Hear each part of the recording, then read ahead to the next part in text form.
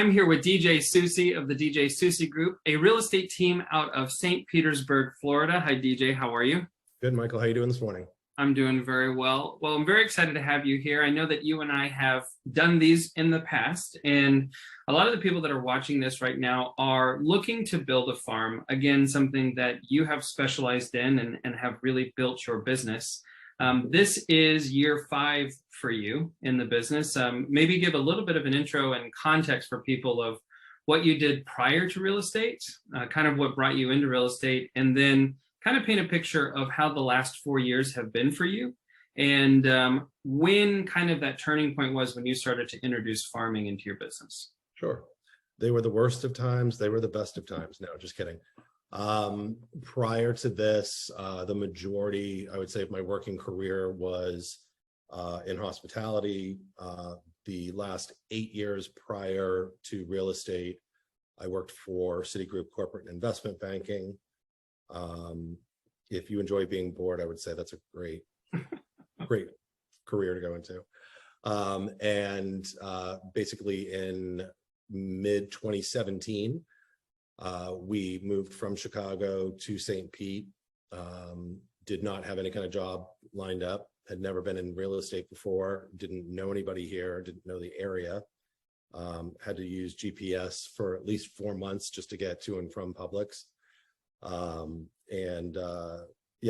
basically, the short version is all the real estate experiences we had personally prior to moving to Florida were like a Disney movie. Like Bambi came out, birds chirping, everybody agreed to everything, no problems. And then we bought our home here, and it was a bit lackluster, to put it politely and mildly. The agent is a busy agent who's been doing it for years, who has a good business. And as I was trying to figure out what I wanted to do for a career, I had some friends who were in real estate, and they were kind of talking to me about it and pushing me to try it. And at the end of the day, I was like, all right, if this person can operate like this, not communicate, and other issues that we had, and have a good business, I think I can do it. So that's when I got my license. My first year, I ended up doing right about 2.5 million. My second year was actually about 2.3. My third year was 17 million. Last year was 25 million, and this year should be about 26 million. And it's been a wild ride. So yeah. So I'm sure that most people are going to go, well, what the hell did you do between year 2 and year 3? And so, I was doing it all along. Right. That's why they call it farming, right? Like I'm sure, some people have already heard the expression, but yeah, it's like, you check the soil, you plant the seeds, you water it, you weed it, you tend to them. It took a little bit of time, but it certainly paid off. Sure. So speaking of farming, you live in the neighborhood that you farm. So talk a little bit about that neighborhood. And I think from there, kind of also discuss what percentage of your business then now comes from your farm. Sure. So like I said, when I moved here, I didn't know anyone, didn't know the area. I'm in a neighborhood called Historic Kenwood. They have a super active, voluntary neighborhood association. That's not one of those mandatory HOAs. And like I said, they're super active. They have a porch party every Friday, where I remember the first one I went to, I was going by myself, and the name porch party kind of gave me the idea that it'd be small, cute, quaint, intimate. I got there was like over 80 people there, because they were like, bring something to drink and a dish to share. And I was just like, whoa. But it was great. It was a great way to meet a lot of people. I still go to them. It's a super, like I said, super active neighborhood. There were, and still are, other agents. I'm sure you recall the conversation. I'm like, should I really farm there? Like, there's somebody who already does like a good share of the business here, and there's a realtor that I'm actually friends with. who lives down the street. And, the best advice was just like, no one else is doing this, what you're doing. So do you want me to talk about what those things were that I was doing? Sure. I mean, I think anybody who's watching this, so just to give you a little bit of context, they have, and or depending on if they're trying to like sneak forward a little bit, but they're taking a course all about this. So you've been through this before. You and I have co-taught these things before. So really, they're looking at their own way of assessing a particular neighborhood, what kind of marketing strategies are going to work for them. And so the context of this in terms of a bonus kind of interview is hearing from you firsthand how this isn't just a textbook thing, right? Like you are the poster child of what happens when you do consistent work. And probably the things that you were doing 3 years ago, some of them are tried and true, but you've also had to pivot on strategy. So I think a lot of people would really love that insight from you on what's worked, what you really continue to work on, and where you're exploring some new things. Yeah, absolutely. So, when I first started, obviously I didn't have my own listings to do open houses. So obviously I would look to see and speak to anybody in my own brokerage if they had them. And if not, I didn't bat an eye at reaching out to agents from other brokerages. At that time, it baffled me because there were so many that I would call and say, introduce myself. And I actually live in the neighborhood. I saw you have a listing that just went on. I would be happy to do I didn't see an open house scheduled yet. I'd be happy to do one for you if you'd like. And just floored at how many agents in the beginning were super cool with that. I call now. I don't even call anymore, but I used to call. And by year 2, and agents would be like, "Yeah, no, I know you, DJ. We're good, thanks." Because I was actually converting. Right. On their open houses that they weren't getting. Yeah. Right. Exactly. And the word I'm probably going to repeat a bunch of times through this is 2 words: consistency and layering. So obviously I just spoke about open houses, which is a fantastic way in your farm to show how you work to buyers and sellers. I have gotten many listings from my open house and my farm. So my first year, I committed to 2 open houses a week, every week. So 8 a month. If I had a weekend off, I would do 3 one week before, 3 the next week, but I did it. And the best thing I did was after, I think, month 2 or 3 of just asking anybody if they had an open house that they wanted me to do. And I was going all over hell and back. To get purposeful and intentional, that's when I focused on just my neighborhood, asking anybody who had a listing. On top of that, it wasn't just the open house, it was door knocking. So even if I didn't have my own open house, there were other times that I would door knock. Basically, I think my first flyer was just introducing myself, like, "Hey, my name's DJ. I'm one of your neighbors who happens to be a real estate agent.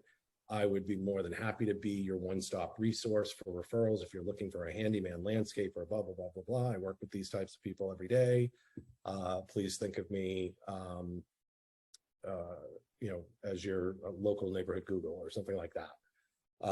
And it wasn't even so much about what was on the flyer. It was the conversations I was having and people seeing me. So they saw me walking my dog. They saw me deliver the monthly newsletter to a section of the neighborhood.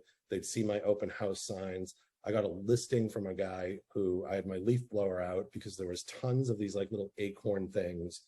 And this house that I was holding open, not my listing, had just had all the floors redone. And they were a dark wood. And I was just paranoid because as I was walking up to the house, I heard one crunch under my foot. And I was like, this is not happening if I'm doing this open house. So I'm out there blowing it. All those things. And a guy from across the street comes over and he's like, "Hey, can I ask you a question?" He's like, "I'm really confused." I'm like, "Sure, what's up?" He was like, "So you're a realtor. I've seen you around, but that's not your face on the sign." I was like, "No, it's not. I'm just helping out, hosting it, for the listing agent." I was like, I said, "I left a flyer yesterday." He goes, "Yeah, no, I know. I saw it." And he's like, "Why are you out here doing this?" And I was like, explained why. As I would hate anything to happen to the home. He goes, "Awesome." He's like, "My wife and I need to sell. if you have time after you're done at the open house, could you come over, or are you available tomorrow? So it was things like that. It was people being able, it was always being omnipresent. I also did, once I had the budget, like after a couple of closings, I earmarked some of that money for postcards for the neighborhood. And I know plenty of agents who like kind of roll their eyes about postcards, but I have never stopped since day one. In the beginning, when I couldn't afford it, to do the whole neighborhood, because it's roughly about 1,100 homes. It's a little bit over $600 a month to send to the whole neighborhood. So my first couple of years, if I couldn't send out, the neighborhood's kind of like a square, so we broke it up into quadrants. So if I couldn't email a postcard to the whole neighborhood, I'd do like 2 quadrants, and the other 2 for that month, I would door knock with something else. Again, because it was like trying to stay top of mind. As things progressed, I took out an ad in the newsletter. As things progressed and I'm able to spend a bit more in my marketing budget, I'm sponsoring events in the neighborhood. On top of that, always going to the porch parties. For the record, I'm usually really tired at that point. But I look at it as lead gen, as a job. So I'm not there hanging out all night. I literally go in with a goal or in mind, or a number of, how many new people I'm going to meet, right? Because we all know it's easy to go to hang out with the people that you already know and catch up and talk. And it was like, I had to, and that's outside of my comfort zone, but it was like, hey, that's my job, got to do it.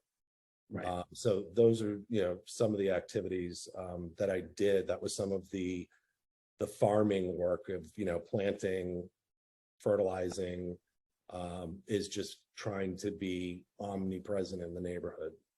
Well, and I think what's important here is, this sounds like you were just received with open arms from everyone from the very beginning.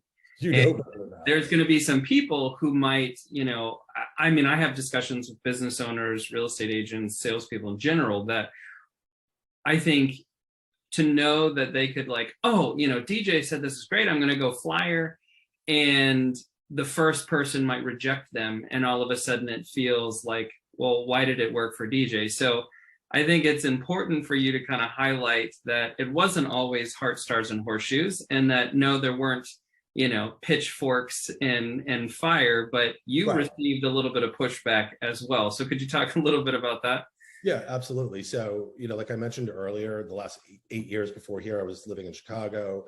Before that, Boston. I lived in LA. Like, the thought of like going to, if somebody knocked on my door in Chicago, it better be the police or the fire department, or, it better be an emergency. Like, who is knocking? And so I had an aversion to it at first. I got over it pretty quickly, because the majority of people, that's one thing real estate's really wowed me about. I think I was a little bit of getting to be a cantankerous, kind of grouchy old man like that.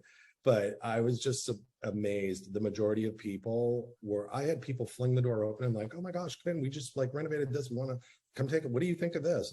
I'm like, oh my God, you don't even know me. You're stranger danger. Right. That's why I'm like, I must be a really grouchy person. But yeah, so door knocking, I had some people who, it was good, because it helped me learn and craft what to say and how to present. I remember this one woman was like, she was so pissed, and she's like pointing at this sign that when she opened the door, and it's like one of those metal plaques, but it's like so worn out you can't even really see it.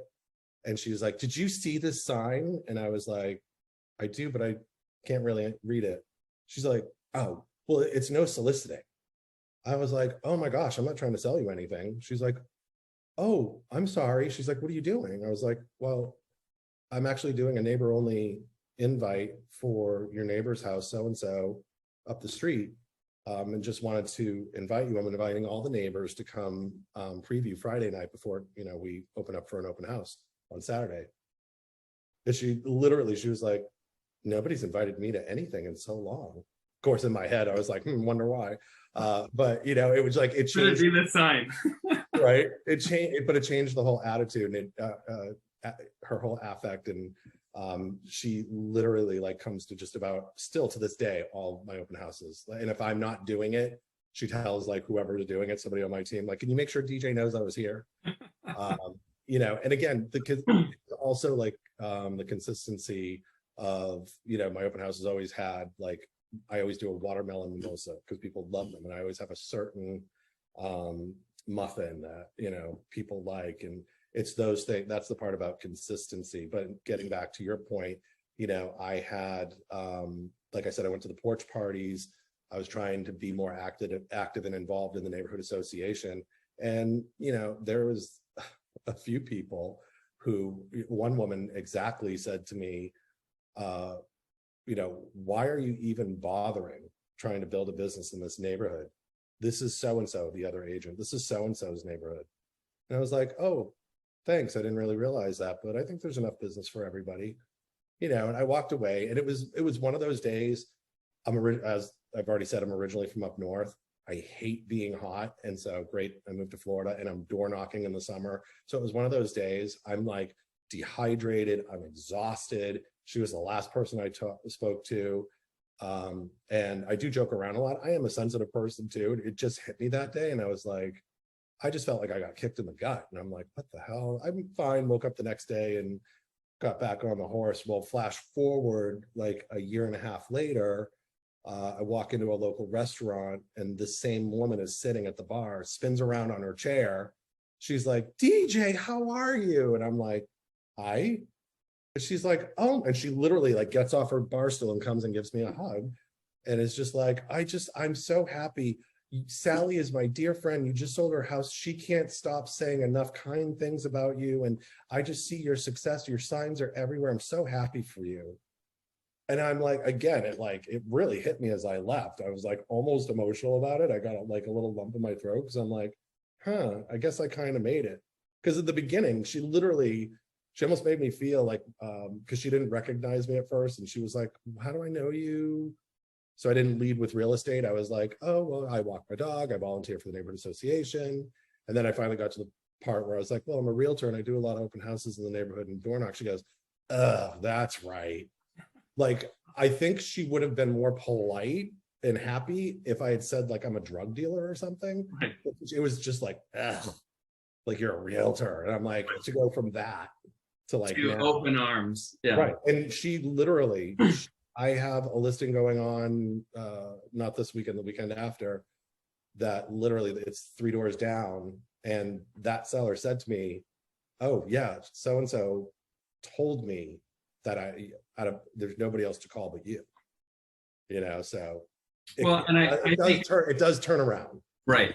So talking a little bit about that, just kind of growth, that consistency year over year, the soil is now absolutely attuned for you and your business and the seeds that you're planting. So looking at your business, kind of how much of your business now comes from your farm, as well as, just kind of looking at the farm in general, you're able to see your results in terms of maybe how you fare in terms of the total sales in that neighborhood. So kind of give a little bit of insight on how much farming has had an impact on your business.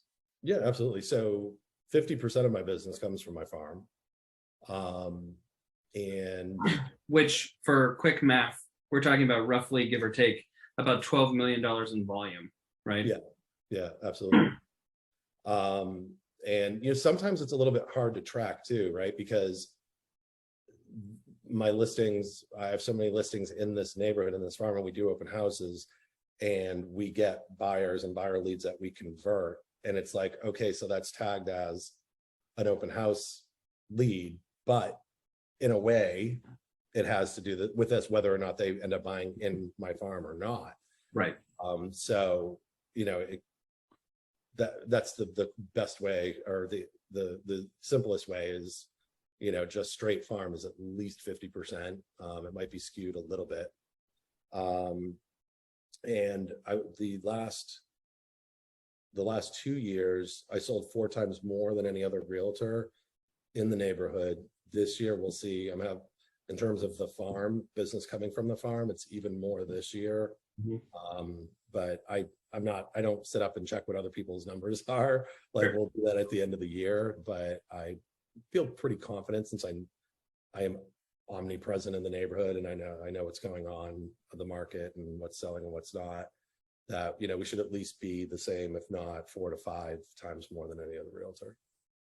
So it's probably safe to assume that anybody who's watching this, especially this far along, is really interested in seeing how farming can be a part of their business. Maybe, they're looking at their business planning for next year or even next quarter, and they're looking for this to incorporate. So if you were to start over and kind of be in the place that you were, or looking at that person who's really looking to go at this, maybe they've done a postcard here or there, or they've done an open house here or there, but really they're looking to start something consistently, what would be your advice on a consistent strategy for someone to commit to? I mean, I would highly encourage just doubling down. If you're doing a couple open houses, but you're not door knocking, incorporate that. And I think the biggest piece of advice is that word again of layering, right? So when I go to a listing appointment, it's always interesting because many times I will see the newsletter, which has my ad right on the back, and that's face up, my postcard, a flyer from an event that I sponsored or something like that. And that's not all the time, because let's face it, not everybody looks at every postcard, not everybody looks at every, but I want to stay top of mind, you have to do that layering. So for somebody who's just starting, the biggest thing is I would not let money be something that stops you. You and I had this conversation a bazillion times. There's check equity and there's sweat equity. And, we only had one income when I started in real estate. And, it wasn't always easy. Like I said earlier, I couldn't always afford to send the postcard out to the whole neighborhood, but I could print flyers. A lot of vendors will like co-brand and print for you if you need that kind of help. And even beyond that, there's nothing wrong with starting micro, right? So like I mentioned, my neighborhood's I have it divided up in quadrants. If I know an agent who literally started within a 2-block range in her farm and built out concentrically around that. So, that I wouldn't let money stop you, because you always do have that check equity. The sweat equity. So like I said, I would get out there, door knock. I would think of other ways to participate in that farm. Again, if you don't have the money up front, you can door knock, you can volunteer if there's a neighborhood association, all different kinds of things. I mean, at one point, one of the different flyers I did, I specifically went and wrote down all the addresses of the homes that were kind of like either run down or in disrepair, or the yard was not in good shape, excuse me. And I did a specific letter / flyer for that, offering, if they need help, because this is, it's Florida. So there's a lot of older people. Just because a house is in disrepair sometimes doesn't always mean, it's a crack house or whatever. A lot of times it's older people, somebody who's, injured or handicapped, can't keep up with it. And, just offering, to help if I could. Also the neighborhood association has like a volunteer group and a small budget. They help people like that. So volunteering with that. There's so many ways to get involved. Also, if any of you are thinking about this and you have a dog, you got to pimp out the dog. Walk your dog and talk to people. I mean, even if you have a dog who, like George, my dog is not dog friendly. He's a rescue, is what it is. So I can't take him to a dog park. It doesn't matter. I walk him and I talk to people all the time. But if you have a dog, like all my other dogs were like, celebrities at the dog parks. They were gigantic and they loved everybody. So that was a great way to connect with people. But yeah, I mean, any hobbies that you have that go on in the neighborhood. I know we're talking about a geographic farm, but you can incorporate other hobbies you have into that. I mean, there's so many different things you can do. And then as money permits, right? So now I sponsor events like Historic Kenwood has a huge annual event. It's called Bungalow Fest. This is like, I think the 23rd year. And I'm the main sponsor of that. They typically have between 800 to 1,000 people come through to go on specific home tours of like restored and renovated bungalows. There's all kinds of stuff. You mentioned earlier about having to pivot, right? So when the lockdown happened, at first, right, because we didn't know how anything was going to go, we couldn't really even do open houses for a bit. And then the ones we were doing, so many people were afraid to come out. That's how I got into video, doing videos for all of my listings now. But that was kind of a pillar that went along with my farming that wasn't there anymore. It's like, okay, I need to figure out another way to have my signs out there all the time. Because I was at a point where people would come to my open houses, and serious buyers, because they would be there every week, and they would like show up and they'd be like, you again? Like, are you the only realtor who works in the neighborhood? And I'm like, the only one you need to know. Right. It was an awesome experience. And then to have that dry up right away, it was like, oh man, and this is right before my business was about to take off. So one of the things we did as my business took off and I was making more money, I hired food trucks. So it was like lunch on me. There was one that a few agents now have also done, but I did the Hippo truck. It's a gourmet popsicle shop here in St. Pete, and they have this really cool kind of like vintage, it's like an ice cream truck, but it's a popsicle truck. So I sponsored that for like the kickoff. I think it was to either Memorial Day weekend or the 4th of July. And it was like a safe thing, like, because it was outside and people felt more comfortable, and just doing those kind of things to kind of like give back and pay back, to the neighborhood. Well, and I think what's so important about this is realizing obviously a lot of this is real estate specific, but yet a lot of this is just kind of you being present, you being a part of the community, you being part of the neighborhood. And, we do have people who are also not in real estate that are going to be watching this, that are looking at it from a business. And, you and I have talked about this before. You had mentioned in your introduction that, you'd been in hospitality and had been a part of that partnership. And I'm almost curious, you and I have never played this game before. But, let's say that you and I were to go into business together, we were going to open up a restaurant. How much of what you have learned and applied to your real estate business, like, could we apply a lot of these same tactics to a restaurant? And if so, let's say, again, you and I open next month, what would you want the marketing plan to look like for the 6 months from a farming perspective? I mean, honestly, I kind of almost wish I had been in real estate earlier, although I probably wouldn't have ended up back in hospitality. But there's so much that applies that you could use to just about any business I can think of. And honestly, part of my farming too, I will answer what you just said, but something that has been like dawning on me is the business to business connections that I'm making, right? Because that's also a part of farming. There's other local small businesses.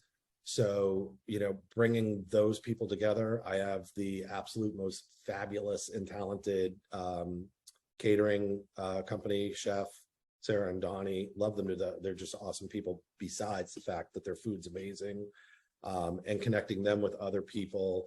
I recently had to go to physical therapy, and then the owners of my gym, and it's like, there's this thing going, and that we're all helping each other's business. So sorry, I had to caveat to that because that's been, amazing. There's a local, like stunningly beautiful bed and breakfast in the neighborhood. Love those guys, super nice guys. Their property is stunning. Literally, people who come and stay with them, there's a huge percentage that are here looking to move for properties. Well, I mean, I am forever promoting them. Guess who they promote to these people who are looking, who don't have an agent? Right. So that was super important. I had to plug that in. But I've had some of my friends in business, other local businesses, literally talk to me, like go out to lunch, and I don't want to say copy, but like brainstorm with me of like, how can we do this? A friend of mine recently, her husband just became a chiropractor. And it was the same kind of thing. Like we even sat down and talked about making a flyer or just like kind of like an introduction card of, you know, like, hey, why not work your business to business circle, right? I was like, perfect example is where I go for physical therapy. She also has a Pilates person there. She also has a nutritionist there, but she doesn't have a chiropractor. And it's like, we want to, anyone in business wants to provide in a service industry, you want to be able to provide whatever service is reasonably possible to keep your clients happy, healthy, safe, all that good stuff. Right. So yeah, we spoke about that, like even talking about the flyer because he has a small baby and his wife is pregnant. I was like, take a family photo and just say, hey, I have a new baby and it's not this one, pointing at the mom's belly, meaning his business. Right. You know, and then like, let me introduce myself, blah, blah, blah, blah, blah.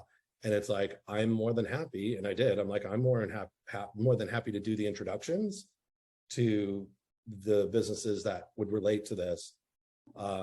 So I hope that answered the question. Yeah, I mean, you know, it's just and I think the same way that you do. You know, there's the part of us, and you and I have had this conversation of like, you know, not necessarily, it's not about monetizing everything, but you look at opportunity and you go, oh my God, like we could do a killing here because thinking of, I mean, you and I have that background. I know damn well my father never thought about lead generation or client acquisition for the restaurant, right? I mean, of course, he thought about taking care of the people who were there, thought about, you know, certain things, but never was looking at it from the lens of like, I should be lead generating every day. I should be making sure that we're present. Like, oh, sure, I'll sponsor the local softball team. Like, why? Because it's Beef O'Brady's that people are going to go after the game. Like, there wasn't really any thought to the direct correlation to the business. You know, it's that I'm going to build it and then they're going to come. So many businesses do not have a database. They have no way of reaching out to the customers that are repeat clients over and over and over again. And I think it's so interesting that we want word of mouth and we want some of those things to happen. And we think organic means that it's supposed to happen outside of us. And so what you've done for your business, I think it's very important for people that anybody watching this interview just doesn't go, oh, well, it's so easy because it's just real estate and houses and community. It's like, to your point, this works for pool repair businesses. This works for chiropractors. This works for restaurants. This works for anybody and everybody. If you're going after a particular group based on a geographic location or a demographic, or even the psychographics of how people process or they look at their problem and how they want to solve it, you can take so much of what's transferable in this course and what you've talked about in this interview. Right. I mean, I have to say this is, and I'm a firm believer in it, and I don't care if somebody thinks it's corny because it is the truth, and anybody who knows me as a person knows it's true, is if you lead with value, you're going to get a return, you know. And it's not like you said, it's not like I'm trying to like monetize it or do this.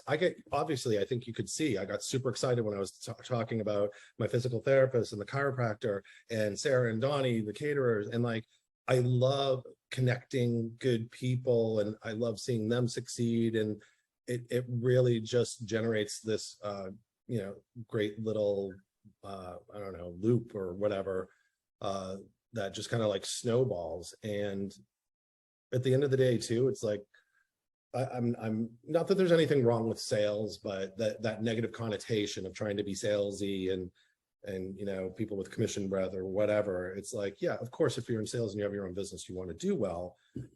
But if you show your value to people, if you really try to come from contribution and show that you have a value, they will come. You know, well, it's that's the difference. You are a testament to, you know, when you're talking about that, whenever, oh, I don't want to be salesy, what they're saying is, I don't want to be transactional. Right. Right. And so when it's relationship based, I mean, when you talk about Sarah and Donnie have hosted, you know, they have catered events that we've done as an organization. They're literally catering my wedding, right? So, and then there was that connection. There's the connection that is so much of these smaller things. And to your point, that was based on relationship. They still like I always love this adage of like, who you know will get you through the door. What you know will keep you in the room, right? And so it's like, you can introduce me to Sarah and Donnie, but if the food's shitty and the customer service is weak, then it's a one and done kind of thing. Again, transactional. Correct. But now, anytime that we're planning something that has food involved in the Tampa Bay area, we're going, well, wait a minute, let's see if they're available. And it's the same thing with you when you talk about relationships. I can be a kind person and have a weak business. But if I'm a kind person and have solid systems, well, then watch out, because it's, to your point, that value is never going anywhere. Absolutely. People want to do business with people that make them feel good and make them feel heard and make them feel seen. And, you know, I think you farming in the area has been a testament to that. So thank you so much for taking time this morning to be with me. I know that the people that are on here really are going to find value. If someone wanted to, and not, it's definitely not free solicitation, but if maybe they just wanted to follow along, I know that you're on many platforms. This is a plug. You've done one of these before with me on the social media marketing in the age of video, that people can go and take that course as well. See you talking about everything you've done from social media and video as a portion of your business. But if someone did want to follow along or see you, how could they find you on Facebook, Instagram, some of the other places? Sure. Instagram is just DJS Realty, at DJS Realty. And YouTube is where the long form content is. That's DJ Soucy Group. You don't even need to put a compass, like just luckily there's not a lot of DJ Soucy's. Yes, when you see my name, if you want to, a lot of people say Soucy and think it's funny and fun and think I'm a real DJ. I don't care. As long as I tell people all the time, as long as you call me. Yeah, so it's DJ Soucy Group on YouTube, at DJS Realty on Instagram, and just DJ Soucy Group on Facebook. Wonderful. Well, thank you again. I really do appreciate you. And for all of you that are here, please go out and see what DJ is doing for his community. If you are looking for possibly moving to the St. Pete area, I'm sure that DJ would love for you to reach out. Thank you all so much. We really appreciate it. And we'll see you on the next one. Bye, everybody. Take care, everyone. Good luck.